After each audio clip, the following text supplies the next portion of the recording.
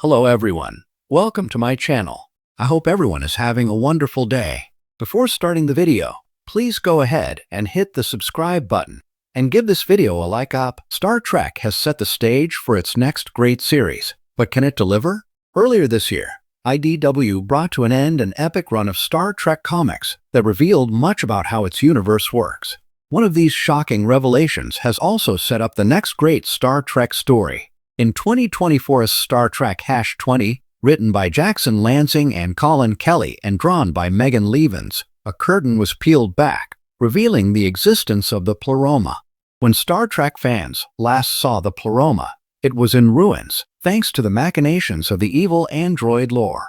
During the Pleroma story arc, Lore tracked the Theseus to the realm, detonating a bomb that destroyed the Pleroma. In the aftermath, the Star Trek multiverse was effectively annihilated, and Lore rewrote it in his own image. As seen in the Lore War, Ben Sisko and his band of Starfleet officers were able to restore reality to its rightful form. Star Trek Omega, the one-shot wrapping the storyline up, set up many potential spin-offs, such as Ensign Sato and her adventures with the Fenris Rangers. Yet its most intriguing idea was seemingly ignored. The Pleroma was one of the coolest innovations in the Star Trek franchise in recent memory. Star Trek is chock full of godlike beings, and this trope originates in the first pilot episode, The Cage. It also carries over into Star Trek's second pilot, Where No Man Has Gone Before. Star Trek continued to introduce fantastic races and beings working at scales unimaginable to mortals. The program's first season alone saw the introduction of the Metrans, the Organians and Trellin, a sort of foreigner to Q. Later seasons would feature even more awe-inspiring beings, some benevolent, but many that were not. Later entries into the Star Trek franchise, such as The Next Generation and Deep Space Nine, revealed even more cosmic entities, namely the Q and the Byron Prophets.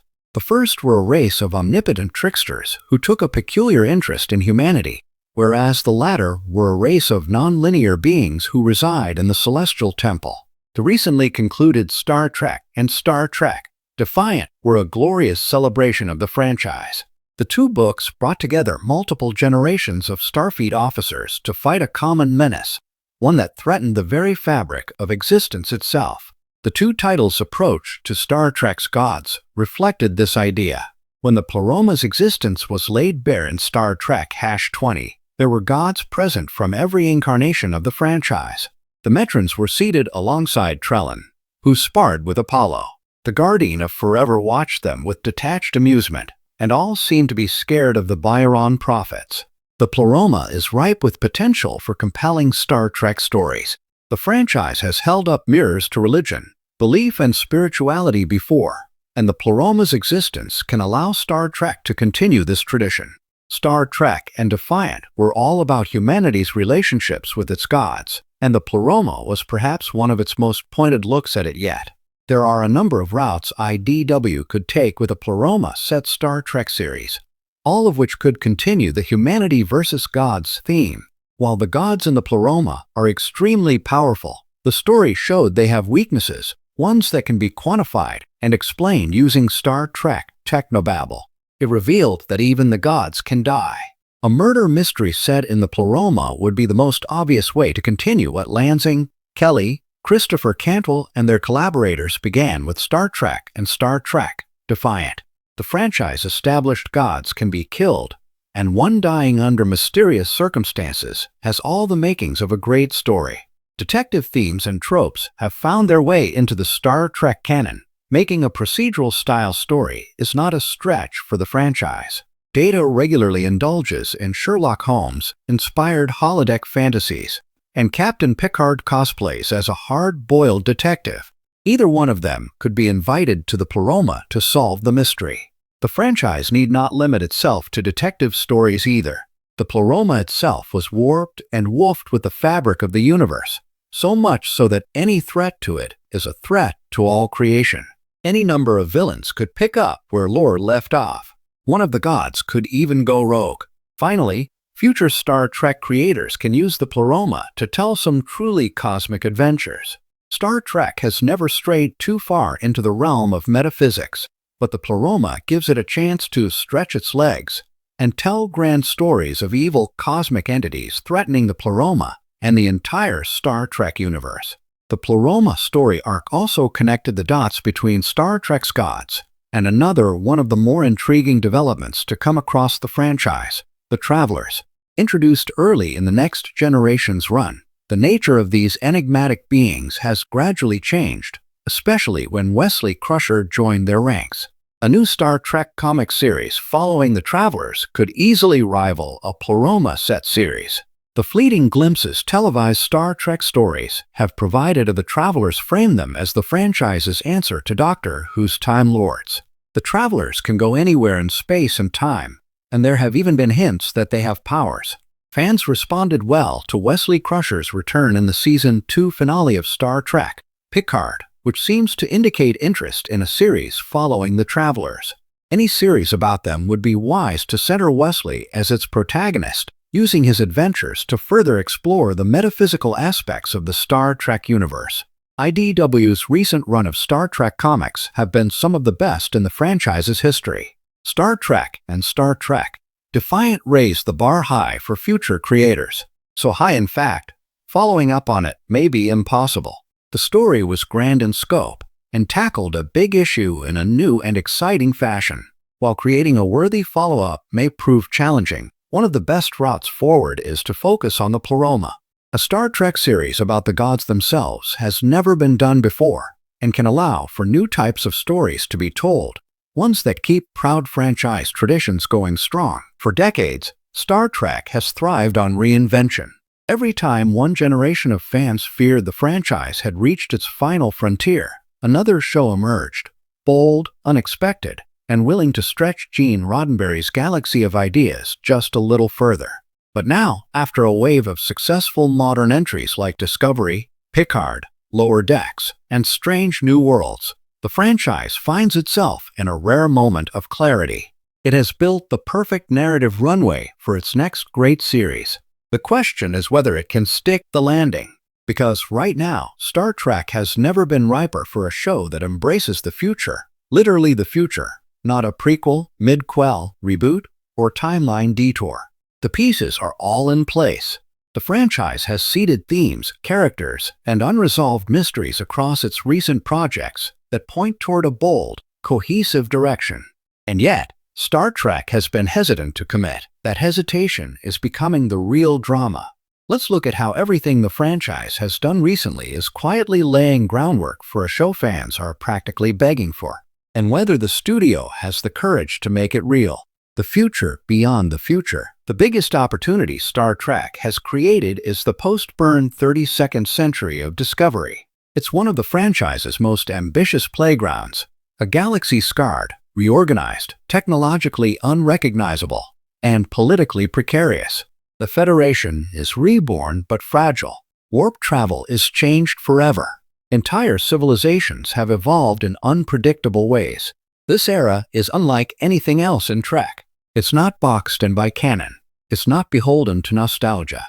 Instead, it plays like a wide open space, unexplored, uncertain, even dangerous.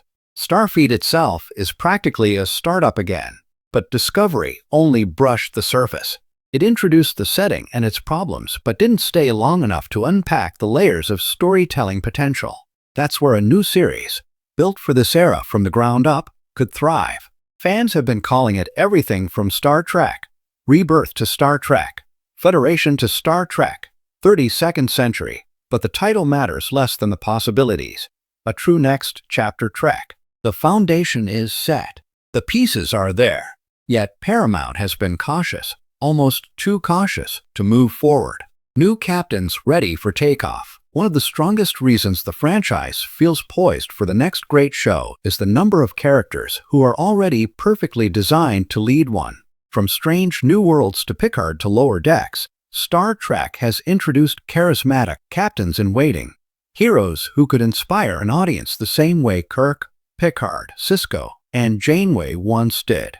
Characters like Captain Rios, Captain Burnham, and even Captain Freeman have proven that the franchise can successfully craft modern leaders whose worldviews are nuanced, progressive, and complicated. Meanwhile, Strange New Worlds has set expectations high for character-driven Trek, reminding audiences that Starfleet captains work best when the show surrounding them is confident in its identity. But the biggest leadership opportunity lies not in the 23rd or 24th century, but in the frontier beyond them. The 32nd century cries out for a captain who represents the rebirth of Starfleet itself, someone new, someone not tethered to an older era, someone who can guide the Federation into the unknown just as Picard once did after the Borg, or Sisko after the Dominion War. This is the moment to introduce Trek's next iconic captain, the one a new generation will call their captain. Technological evolution equals storytelling evolution. Star Trek has done something remarkable with technology recently. It has expanded it in ways that open entire storytelling lanes, but hasn't committed to exploring those lanes deeply. We now have programmable matter, portable transporter tech, AI woven into starship operations, the next evolution of spore drive travel, Starfleet HQ floating in space. This isn't just cool tech. It forces philosophical questions Trek hasn't confronted yet. What does exploration mean when matter itself is fluid? How do you define frontier when distance becomes meaningless? What laws govern societies where technology is indistinguishable from magic? These are prime Star Trek themes. Yet, those themes can't be fully realized in legacy-era shows. They belong to the era where they originated. A new series could embrace the strange, the surreal, the metaphysical. Think the next generation, but multiplied, freed from 24th century constraints. Trek has created the tools. Now it needs the show that dares to use them. A galaxy on the brink. All the recent series have played with a recurring idea. Galactic fragility. The burn fractured the Federation. The Romulan diaspora reshaped old alliances. The Dominion's legacy continues far beyond Deep Space Nine. Strange New Worlds has shown the Federation wasn't always the utopia people remember. Put together, Star Trek has created a galaxy filled with political fault lines, moral gray areas, and cultures struggling to redefine themselves. This is exactly the kind of environment that made Deep Space Nine so legendary. And the current timeline, especially the 32nd century, is ripe for a successor. A serialized, character-focused Star Trek show that explores diplomacy, conflict, ethics, and social change on a galactic scale. The story beats are already there. The new show simply needs to start connecting them. The challenge: can Star Trek deliver? And here's where the uncertainty creeps in. Star Trek has prepared everything it needs for a great new series, but delivering it requires something the franchise doesn't always do well: commitment. Star Trek loves nostalgia. Studios love safe bets. Prequels and familiar characters guarantee audience interest. But the next great Trek series won't live in the past. It must leap forward, take risks, and bet on new heroes, new ideas, and new worlds. The fear is that executives will hesitate, too nervous to let go of the safety net of legacy characters or nostalgic eras. Yet every time Trek has boldly gone forward, it has thrived. The next generation was seen as a gamble. So was Deep Space Nine. Even Strange New Worlds was marketed as a risk because episodic sci-fi supposedly couldn't work anymore. Thanks for watching this video. Please subscribe to our YouTube channel and stay with us.